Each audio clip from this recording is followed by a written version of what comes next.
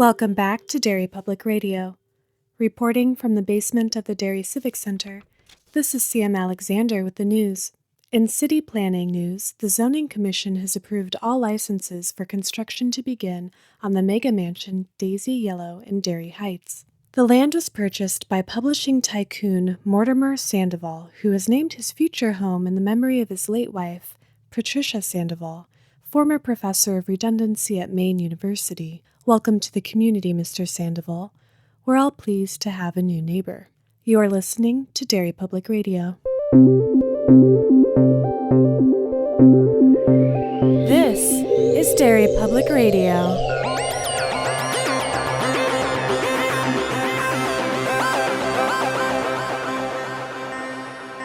Welcome back to Derry Public Radio, a bi-weekly Stephen King book club podcast. I'm one of your hosts, Sam Alexander, alongside Joshua Kahn. Hello, everybody. And Benjamin Graham. Hi, constant readers. Today we are covering part 1 of the TV miniseries Rose Red, and we have Josh leading us through the discussion. All right, guys, let's get into this thing. We're taking a little bit of a departure because we're covering a miniseries that was not based off of any book, just a miniseries that Stephen King wrote, I guess. It's miniseries. It's kind of an adaptation of a book. Is it? It's a kind of an adaptation of like a bunch of his books. Yeah, there's in parts. There's an amalgamation of a lot of things. The very first scene is something we're very familiar with. The very first scene of this miniseries is a young girl, Annie Wheaton, and she's drawing a picture of the neighbor's house across the street. And you can hear fighting outside of her door, and she's drawing this picture. And then we see the interior of the neighbor's house, where it's this old couple who apparently had to put their dog down because it bit Annie. That's what we're led to assume. Yeah. And at a certain point, Annie just starts drawing lines and drawing big circles on the house, and it rains boulders. It reminds me of an existing book that is actually very amazing called House of Leaves. Wait, what? Are you guys familiar? No. I've read it. Yeah, House of Leaves is really awesome. Yeah, because the house changes. What? Wait, am I coming out of left field? Yeah, totally. Yeah, we were talking about the raining stones at the beginning. Oh my God.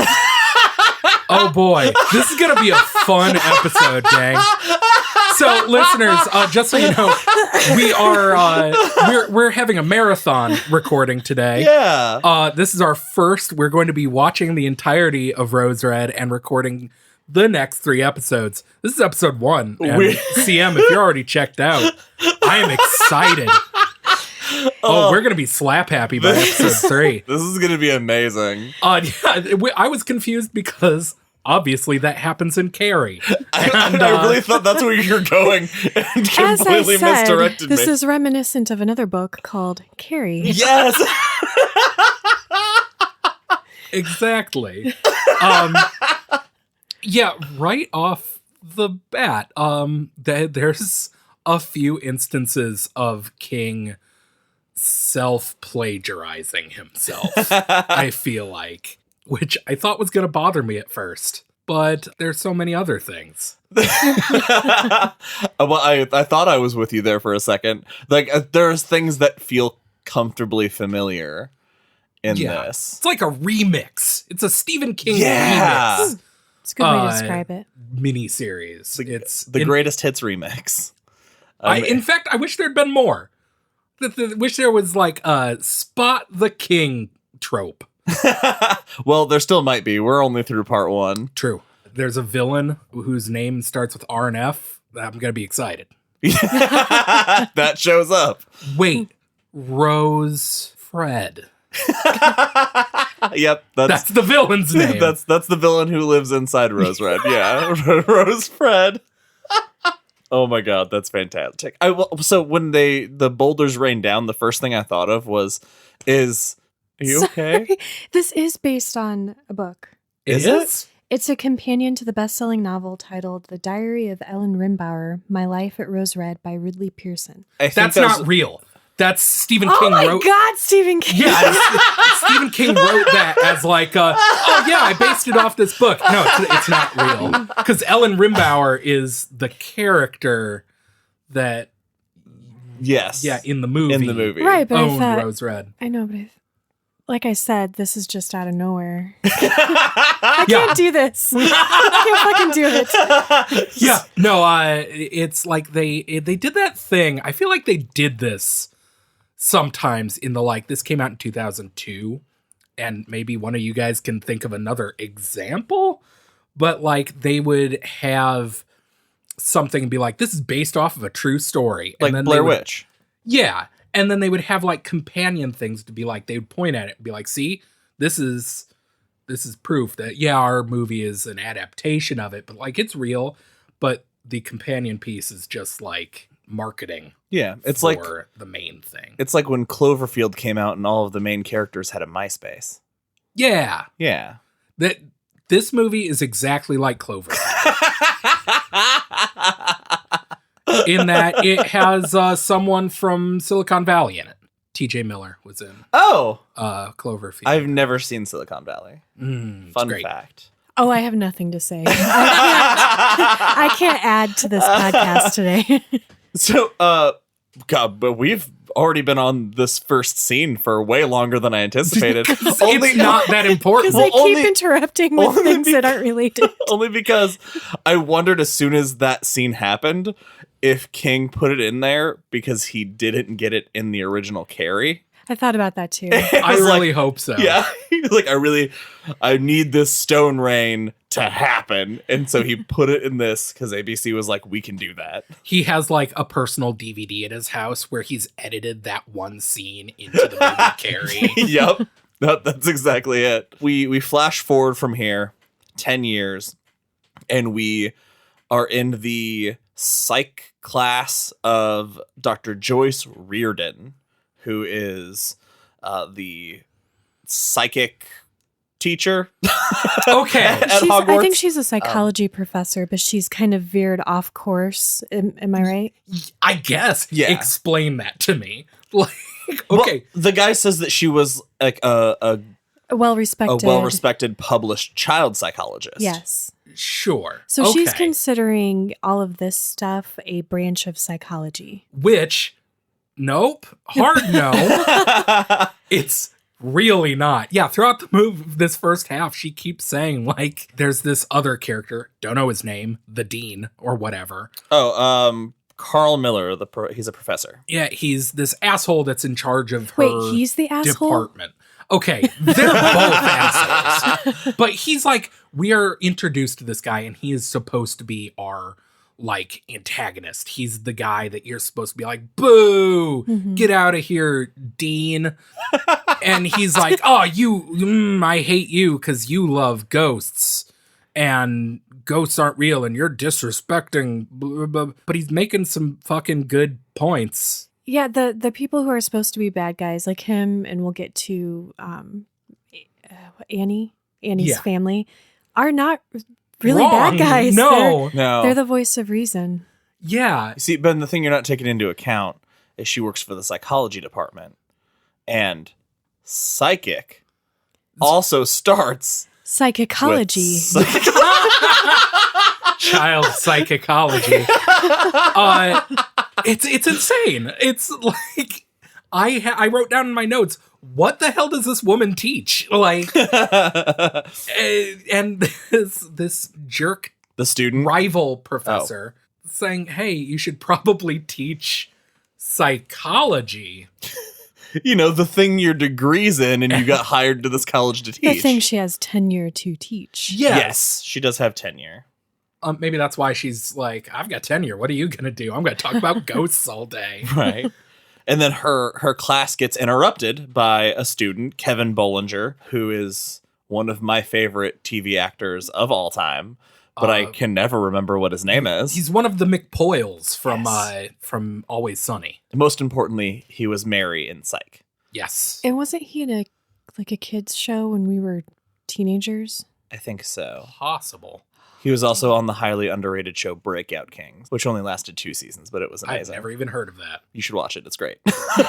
He asks a question in the middle of her class that's like basically outing like, hey, I heard that you're doing a paranormal expedition to Rose Red, this spooky house, and you're getting all this money and all this equipment from the college, and like, do you have anything to say for yourself? Oh, by the way, I write for a paper and I don't actually attend this class.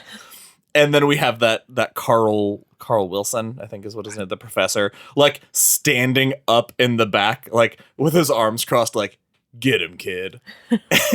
And he's standing in the observation room of this college course. Yep. What is that? She shuts him down, though. She does. Yeah, she doesn't awesome. take any shit about ghosts. She is very serious about ghosts. She's very arrogant and very confident. That is exactly how I would describe her, because that arrogance is sometimes very unpleasant throughout this first act. So we get to that student, that Bollinger kid comes and is asking her all these questions, and she's like, nah, bitch, I got office hours, and like shuts him out. And then I believe that's when we meet Steve Rimbauer, even though we don't know like who he is exactly yet. But he comes in, I thought he was a student, and then he just like plants one on her, and I was like, oh. How do we know that he's not, though? I think because he's super duper rich. And kind of a dingus, I guess. I mean, his age is college age. Yeah. And that's why they're kissing openly in front of her, like her blinds are not drawn. Yeah, right. the dean walks by and he's like, this I'm okay with. Like, none of that psychicology bullshit. Fun, getting banged in your office like a real professor. Yeah, the Steve guy comes over and you find out that his family owns this mansion, Rose Marston Red. House. Yeah, the Marston House. Also, we will get to that. That's some more minor self-plagiarism. Some great stuff. The Professor Reardon is calling these people that she wants as part of her psychic expedition team. I love that she is going through a stack of papers, like a stack of like if she had been producing a show. And it's like a bunch of audition and yes, headshots of people. And the one it shows clearly is literally this like caricature of an old psychic woman with a crystal ball. Yeah. Wearing the like real big bad. jangly earrings. And she's like, nah. I just thought that was hilarious. That was really like good. They really needed to drive it home what all of these people were. Mm-hmm. And we get the two people we see get called are Emery, who is just a Stephen King mama's boy. And he's an Eddie Kaspbrak. Yeah. From It. He's just a grown-up Eddie Kaspbrak, down to the overbearing mother that literally tells him, don't get an x-ray, it causes cancer. Yep. Something that Eddie's mother told him in It. Oh, I totally forgot about that. Yeah, because she won't let him get his feet x-rayed, I think, if I remember correctly. It's been a while. I do love that he accepts the job. He's like, all right, I'll be part of this expedition for $5,000. And then he's going through his refrigerator for something to eat. And then he just looks over and the whole refrigerator's bleeding. And he's like, no. No matter what spooky stuff you're showing me, I'm going to do this. Now go away. And he closes his eyes, opens it, and it's gone. Oh, and there's the jump scare right before commercial where a hand dives out of the refrigerator at him, and he just doesn't move. He is not phased. No, at he all. doesn't I give want a to see fuck. the other side of that scene with the befuddled ghost. Come on, man. The ghost just like, I'm doing my best. Bloody fridge is some of my best work. All right, I guess I'll just go fuck myself. Just leaves. Emery's a weird character. What do you guys think of him? Because he's, on the one hand, a total dink. Like, he's a weird misogynist and a mama's boy, but also he has that kind of I don't give a shit in the face of things that would be pretty fucking scary. He sees two ghosts in his house later after he's been hired on as part of the group. And there are these two spooky ghosts, and he sits down with like, what, a glass of milk or something? He's a tub of ice cream. A tub of he's eating ice cream. Straight out of a tub of ice cream. And he's like, yeah, what do you guys want? Are you from Rose? You know what? I don't give a shit. I don't care. Go away. Save the warnings for someone who's not broke, I think is what he says. I love that line. Oh, it's so good. And then we also get a phone call to Sissy, which I hate. it. I hate that so much. We can call her Rachel, 'cause that's her name. Rachel, who is Annie's older sister who like takes care of her. But the first thing she says is, "Call me sister. Everyone else does." Why though? And that line was so forced into that bit of dialogue. Yeah. They're having a conversation and she interrupts herself to tell the professor to call her sister. Also, this doesn't sound like it's the first conversation they've had. Yeah. Like, it sounds like they've been going back and forth about like, I don't know if we can do this. We find out she has called their house before because her dad knows who this lady is. So why is this point just coming up now? It is weird that this is the one piece of writing in this that isn't good. It's kind of shocking. I know. It's a real curveball. So we find out that Rachel's motivation is she wants to get Annie out of their house and into This a school for gifted youth. Yes, the Xavier. the Xavier School for Gifted Mutants or whatever. But she needs the money, so the $5,000 that like the blanket $5,000 she's giving everybody is not going to cut it. So she ends up offering $12,000. Which is funny because in the conversation with Emery, he's trying to get $7,500 out of her, and she's like, "I'm funding this all on my own. This is my money. I don't have any more to give you. $5,000 is it. Take it or leave it." And then his mom's like, "Oh, and you believed her, and she said, she didn't have any more money." And I believed her too, actually. Yeah, me too. Well, I think it was just to show how Desperate. important Annie is to Yeah, her. like she probably is going to have to sell something or get a second mortgage to. Yeah, it's just she keeps driving home. Later on, she has a discussion with Steve that like Annie's the key here. Annie will wake up Rose Red. And then all of this money that she's spending, she'll make back when she writes a book about it, because she's confident it's like a 3-day weekend. She's confident they're going to walk away at the end of Memorial Day weekend with definitive proof that there's paranormal activity. But here's the thing. Yep. There's apparently everybody casually believes in the paranormal. Okay, this drove me insane. Yes. Go for it, Ben. Okay, this is skipping way ahead. But throughout the whole thing, this professor, Dr. What's-Her-Face, the whole time she's like, her whole motivation, her goal of the whole movie is, I'm going to find definitive proof of the supernatural, of, I guess, ghosts specifically. When the team meets up for the first time, the whole team. Annie, in the lecture hall? Oh, you mean at the very end. Yeah, as they're gathering to go to Rose Red. Annie and Rachel show up, and they're all looking at each other, and nearby there are 3 bikes, and their back wheels start spinning. And Rachel looks at Annie, and she's like, "Annie, stop showing off, I guess. Cut it out." And then they stop. Game over. Why are you going to Rose Red? Oh my God, yes! Yeah, I did not even think about that. why? I Just need to study on this girl. I need to prove that supernatural events exist. And I know for a fact that this little girl has supernatural abilities because it's really important that I get her. Oh my God. What are you doing? So this movie exists in a world that posits that psychics of all variety, because there's like each of these psychics is a different kind of psychic. Mm-hmm. All of these psychics are real. We all accept that they're real. Mm-hmm. But ghosts are the thing where everyone's like, I don't think so. Yeah, that is where guess. the line in the sand is. She doesn't care about proving supernatural powers. She cares about proving that ghosts are real. Yeah, and everyone, she posits that taking Annie to Rose Red, her psychic abilities will wake up the house because Rose Red is a dead cell. Okay. Because no one's died in it for 30 years, I guess. Hasn't it been abandoned for 30 years? Yeah. Yeah, no one's died in it since 1972, and no one has observed any phenomenon happening in it for 5 years.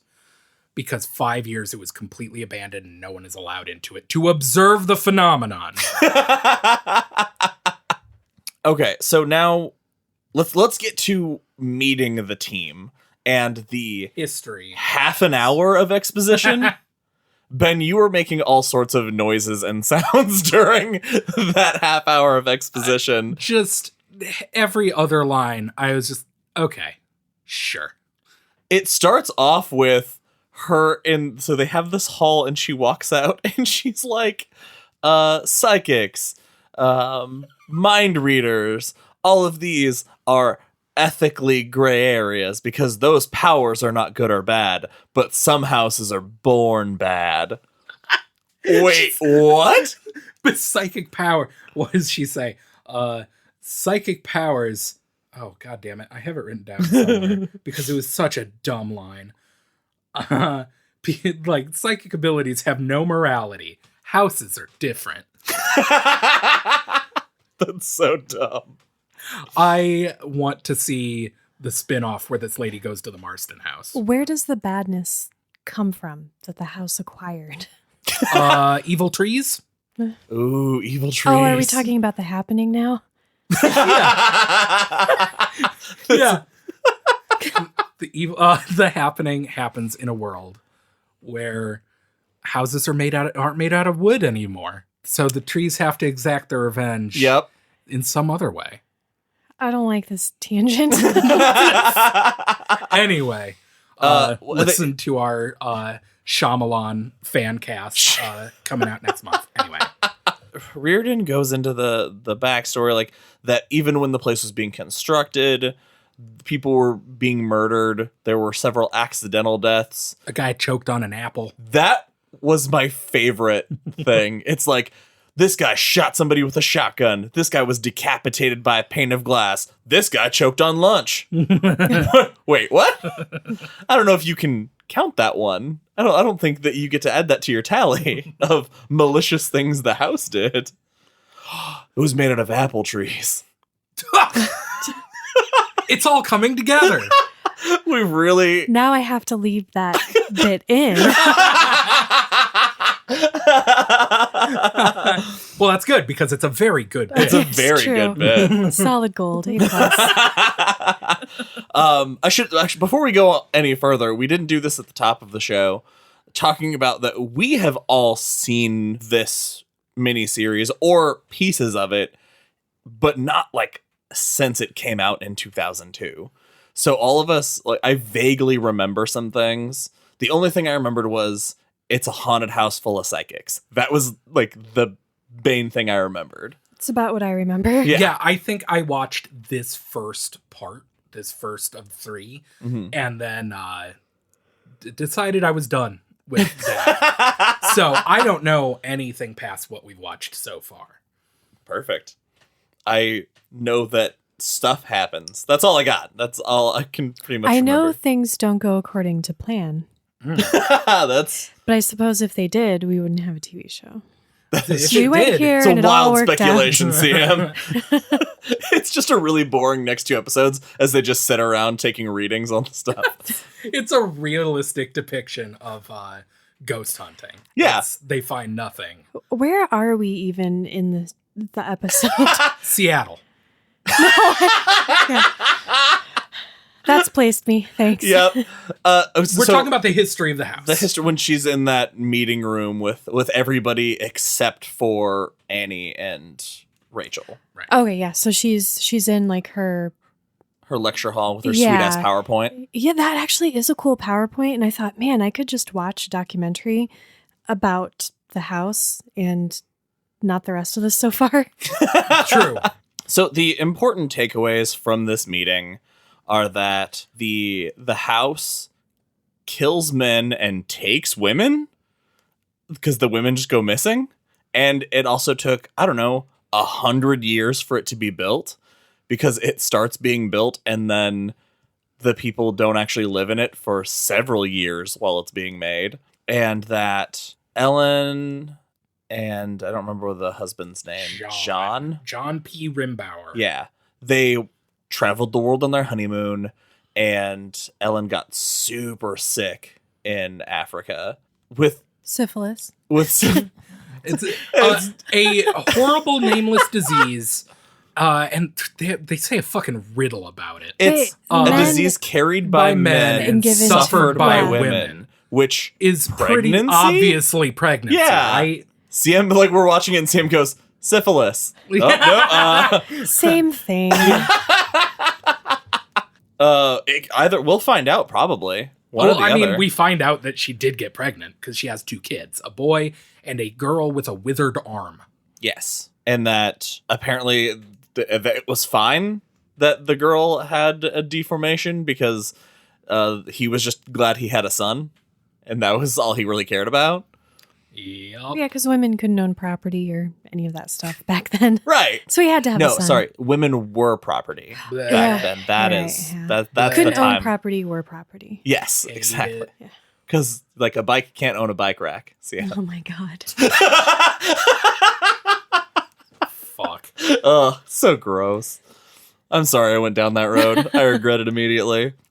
We find out also that she became obsessed with the house and with psychics, thinking that the disease she had, because she had a recurring fever, even though she was cured from whatever was happening in Africa, and hired a psychic. And the psychic, it was a fake. She's a fake psychic, but then all of a sudden the crystal ball starts glowing and smoke rises out of it. And the psychic was like, yeah, normal. The look on the psychic's face was fantastic. Yeah.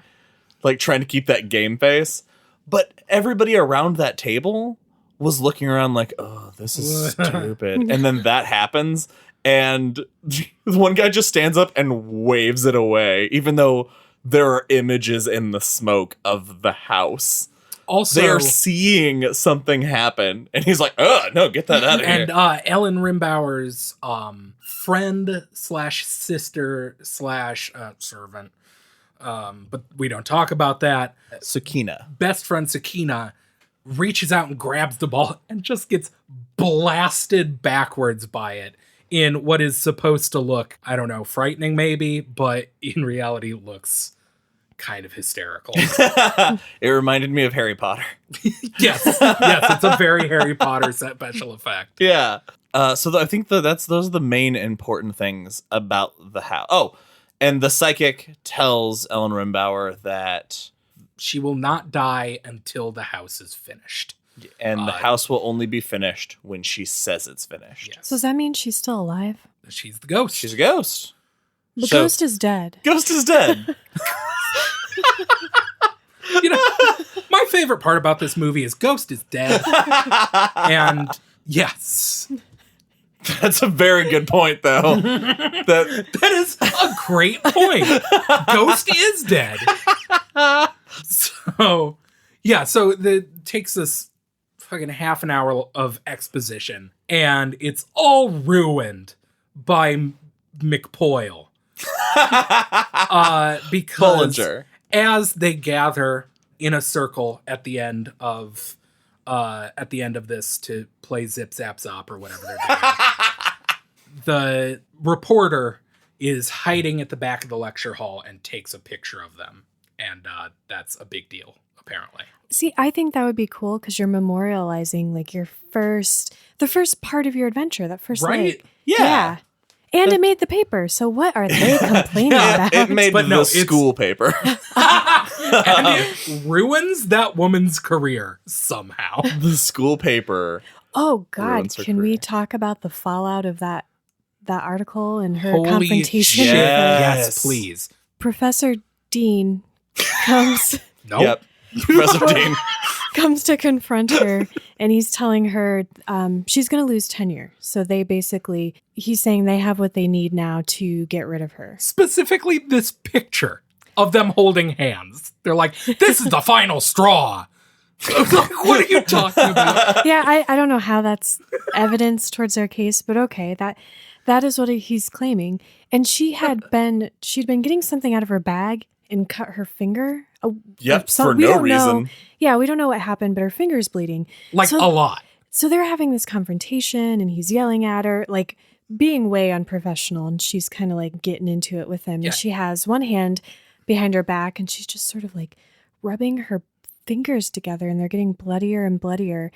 And so towards the end of their fight, when she's telling him, I'm going to come back and I'm going to have all this proof and you can't get rid of me, blah, blah, blah. She takes both her hands up, one normal, one bloody, and she just starts rubbing his face with her bloody hands.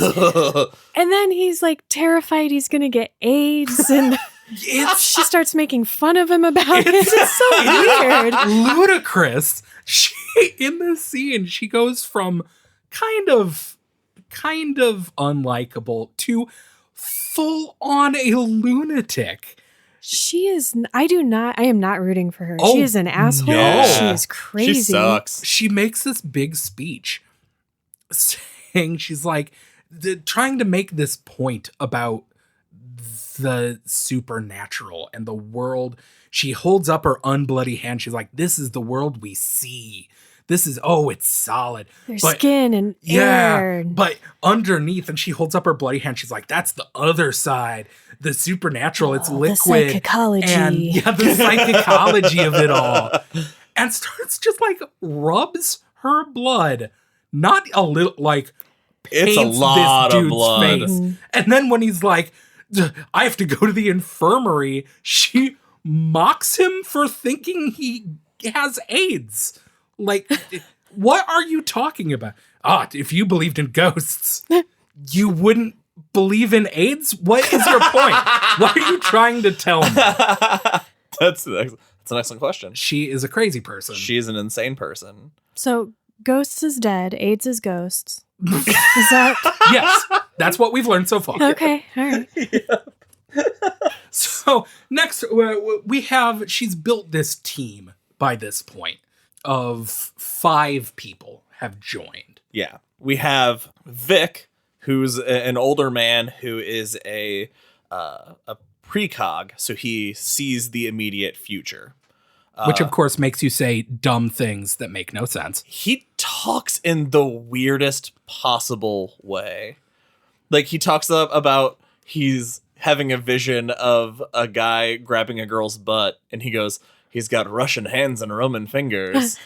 And they all giggle, and then they see the guy grab her butt, and they're like, You did it. You did it. That seems like a parlor trick, though. Someone really observant could have just looked around and seen them too. Yeah, that guy and that girl were just literally standing like They were, in like, his right line. behind It's not like him. they walked into the bar from the outside. Right. If you watch any show about a fake psychic, we bring him back to Psych. Oh God, I wish there was a Psych and Rose Red crossover episode. Let's Watch get on the phone. hell out of that. Let's get on the phone with James Roday and make this happen. So he's the precog. There's also something wrong with him because he has what looks like almost like a panic attack, and he goes into the bathroom and he takes a pill. So there's something wrong with him, but we don't know what it is. There's Pam, who is what is it called? A touch no. No, she's a dead zone. I thought they What? were calling her a touch gnome. Touch no. That's better. It's a real mean thing to call a lady. That's way better. I didn't understand it, but okay. She's okay.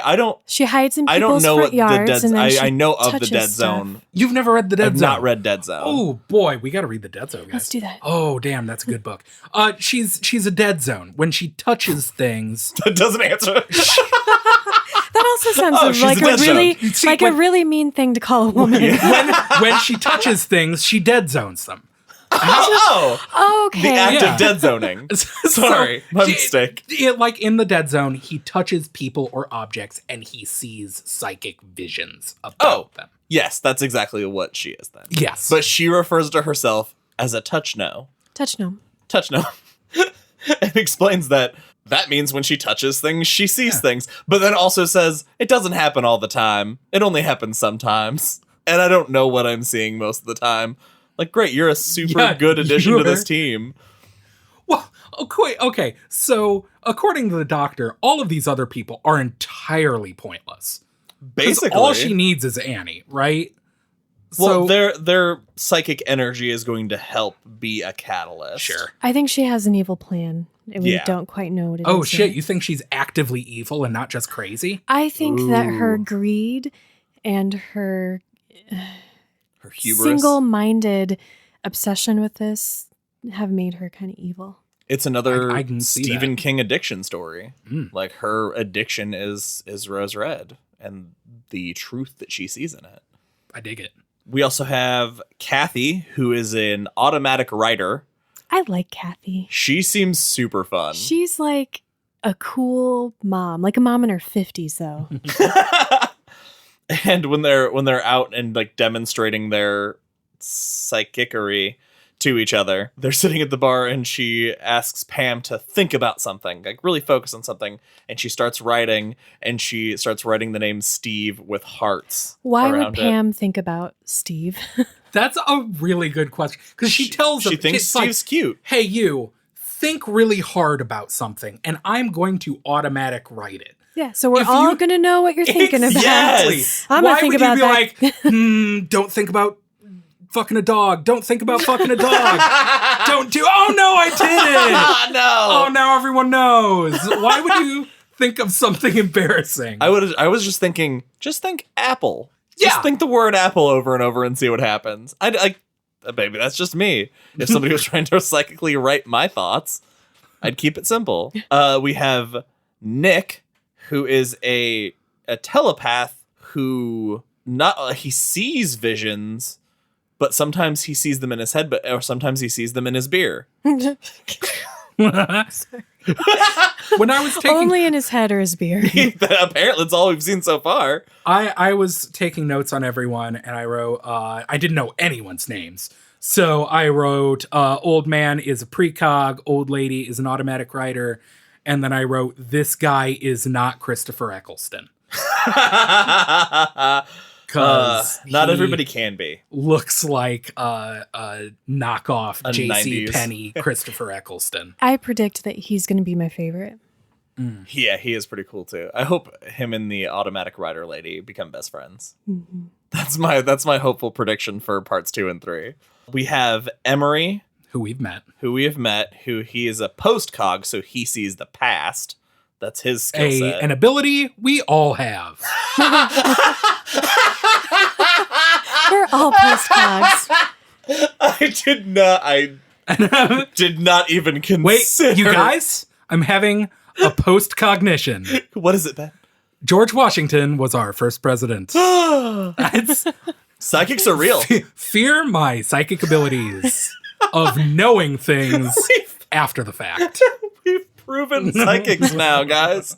This is a groundbreaking podcast. And then lastly, we have Rachel, who has no special psychic powers, but we have Annie, who is A literal telepath. Carrie. She's Carrie. She's a Carrie. And we are talking about who these people are and sort of introducing them this late into the podcast because we meet them fully and understand them this late into Yes. Yeah, like a the half first an hour part. in. Yeah. It's because we spend the first hour learning about the house.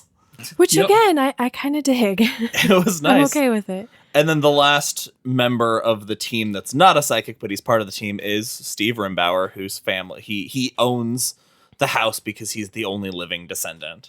And then we also find out that he is going to demolish the place, which is why she needs to get in there immediately, because in a couple months it's getting torn down. I do love that when she's like, "Can it wait? Can't you, like, why do you hate that house so much?" And he goes, "It eats my relatives." The only legitimate laugh. Like, that was a genuine laugh. It got out of me. You get the impression from their back and forth at times that she's totally using him, just sleeping with him 100%. Yeah. to get into the house, and he kind of knows it. He asked at one point, he's like, would I, if I didn't own the Rimbauer house, would I be in bed with you? And she goes, huh? She's not even listening to Yeah. him. But the answer is no. Yeah, definitely not. sure. So we've met all of our characters, but Rachel and Annie are not part of the team yet. Because there's this really weird, the first phone call that the doc and Rachel have, Rachel's like, oh, I really want but no, I'm not going to be there. And I thought Rachel called. She called Rachel.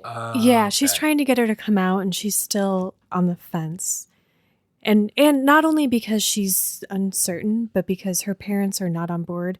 Right. And it seems like her parents are the ones who are guardians over her little sister. Right. Not Rachel. Which brings us to this scene of they're at home and the doctor calls their house and Rachel and Annie's dad picks up and essentially tells her to screw. She's like, nah, we're not interested. And Rachel gets in an argument with her dad, who is kind of a dick, but he's also right. 100%. He's also He's very 100% right. Because he's like, no, we have an autistic daughter who doesn't need to be put in this situation. Mm-hmm. Completely fair, okay? But here's what I didn't get is he once again, this is a matter of he doesn't say no because it's ridiculous or like, no, you're not going to go ghost hunting. That's insane. He believes in the haunted house, hands down, without needing to be discussed. Yep. Because he says taking her into a genuinely haunted house is like using a lighter to see if your gas tank is full. Few questions. Go on. Okay, first, I guess it makes sense that he believes because he's lived with Annie her whole life, who clearly has demonstrated objectively that she has superpowers. Ben, I think they call it autism. I'm not calling autism a superpower. There are some who posit that autism is our species' natural evolution. Super empathy. That's true. I've heard that. Oh, yeah. But anyway, but no, she can lift shit with her brain, is what I'm saying. So, of course, she's like, oh, yeah, supernatural. Which is nice. We don't have that like, insufferable character who's like, even though I have all this evidence in front of me of this unexplainable thing, I don't believe in this unexplainable thing. But why, given that much, even if you 100% knew telekinesis and whatnot was real, why does everyone just know taking a telekinetic into a haunted house? That everyone knows that'll cause trouble. That old trope. Yeah, what are you? See, and I just assumed he was worried about her mental health more than whatever shenanigans she might get into with ghosts. That I don't know. Sure. Well, I can see that his point of view is that the crazy lady is trying to use his daughter to, make a bunch of money, and like that he can see that she just wants a tool and that she doesn't care what that puts her through. And she's offering everybody, $5,000, at most $12,000 to do this, assuming that she's going to make millions. Yeah. And they're going to get $5,000 each. Also shitty. And also, like, this is the other character did not turn out to be the way I thought he would, because I thought he would be that classic, I'm in denial of everything I've ever seen, and that's not the way this is. But when Rachel says she's going to give us $12,000, we can get her into that school, and he laughs it off, and I was like, all right, here we go. And then he goes, no, you need like 20 a year, which also means very he knows realistic. he's looked at like that means he knows that what it takes. And like that's what brought me around to like, oh, I guess he's not like the worst. Like he actually, if he could objectively look at the scenario and see it working out well for his daughter, he would sign off on it. Right. He is not going to let her be exploited. Yes. Which turns out that he's just a way better person than I thought he was ending up. He was going to end up being. Are we just getting old? Maybe. I don't know. I'm always agreeing with the parents. It's still, this is just a story in which so far all of the protagonists are reasons for doing shit don't make sense. And all of the antagonists are like, yeah, you are thinking about it reasonably. And the story is saying, yeah, you shouldn't be reasonable about stuff. There are ghosts around. Speaking of our reasonable antagonists, then we come to Professor Miller drops off Bollinger outside the gate, which, as we find out, Rose Red is in the middle of downtown Seattle. It is literally shot. Any reverse shot of the characters standing in front of the gate is literally just skyscrapers. Highway. Just highways and skyscrapers across the street from this, like, old, rickety mansion. It's so out of place. It pulls me out of that space. Yeah. Oh, and it 100%. takes away that mystery and that majesty, and it makes it seem like nothing. Yeah, it's almost like it's dumb and bad. It's like the opposite of the Marston House. Like, in Salem's Lot, no matter where you are, you can see the Marston House. yeah. In Rose Red, it doesn't matter where you are, you can see Seattle.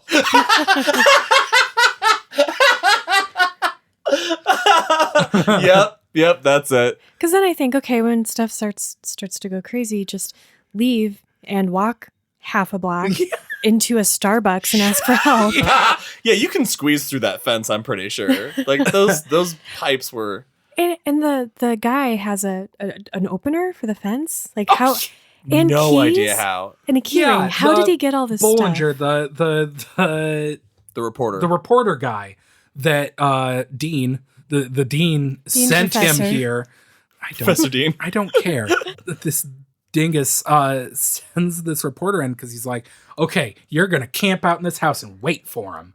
And when they're rocking around doing psychic stuff, take pictures of them, make them look dumb. Because that's, I guess, his plan. To take funny pictures? Yeah, don't worry about it.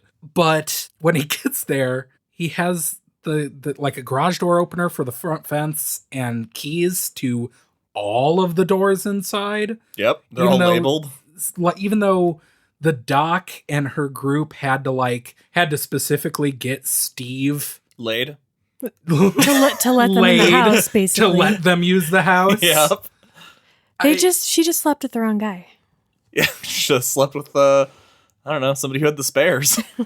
That would have been way easier. Bollinger gets in the house and he's looking around and he goes to like open one of the doors and it opens by itself. And then that's where Sukina, who we have seen in the flashbacks, that was her like caretaker, friend, sister, invites, like, knows exactly who he is, knows his name, knows why he's here, and is like, right this way, and opens the door and like lures him in. Also, that was the first thing that was like, okay, now we're getting going. Now I'm actually getting into it. And it's creepy for us because we saw the flashback, so we know that she is a ghost. Yeah, and he doesn't know that. No idea. So he's just following her in this room.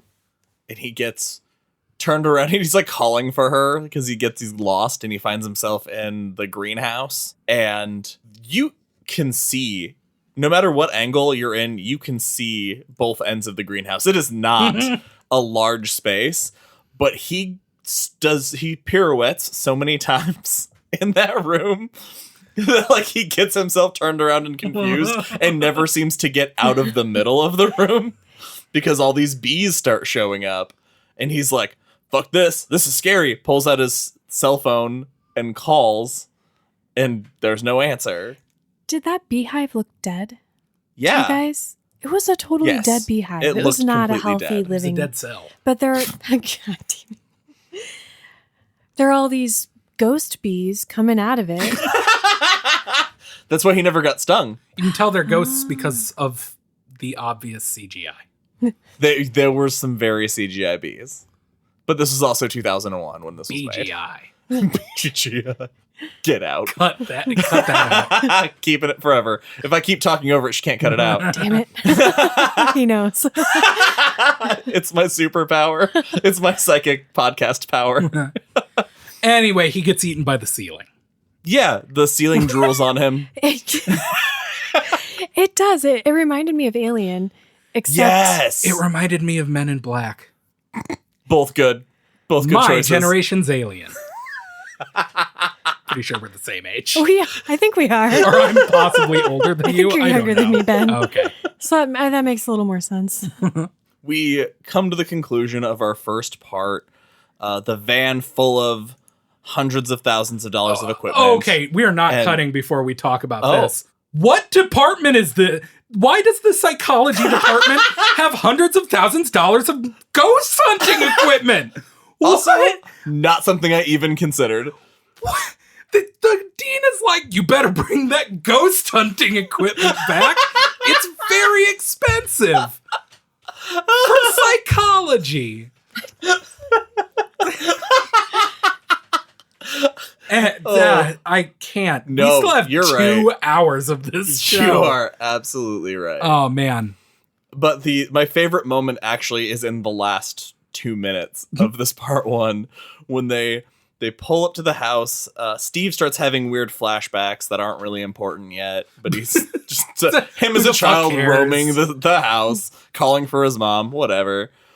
But they get there, unload, it's like open the back, start unloading, and there's a shot of every member of this team, and there's a close-up of every face looking in wonder at the rose red in front of them, and it's one character's close-up, another character's close-up, another character's close-up, Annie side-eyeing Steve, another character's close-up, another character's... Like, everybody has that look except for Annie, who is staring at a boy.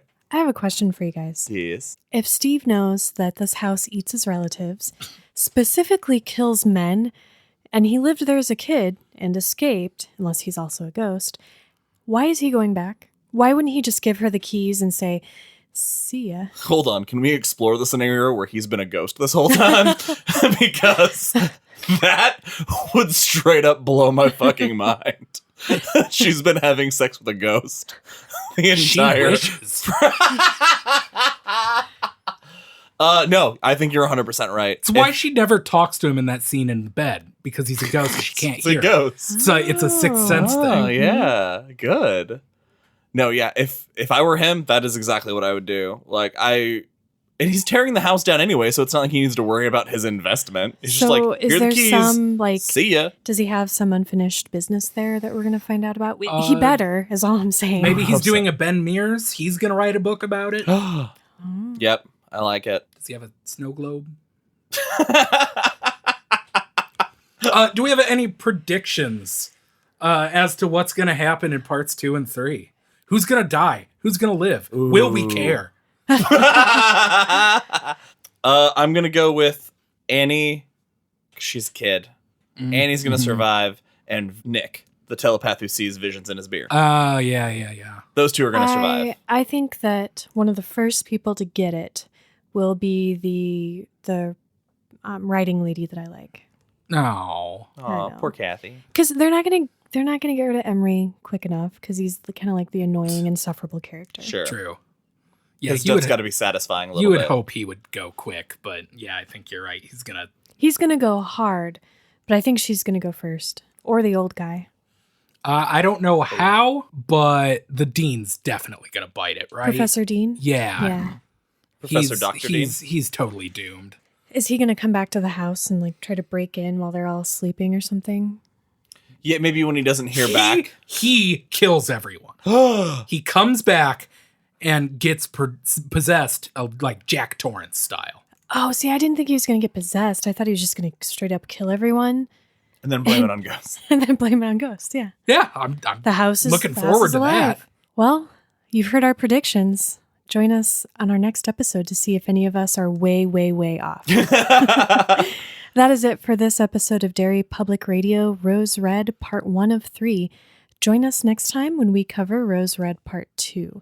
For Joshua Kahn and Benjamin Graham, I'm CM Alexander, reminding you, these people are candles. Annie Wheaton's a searchlight.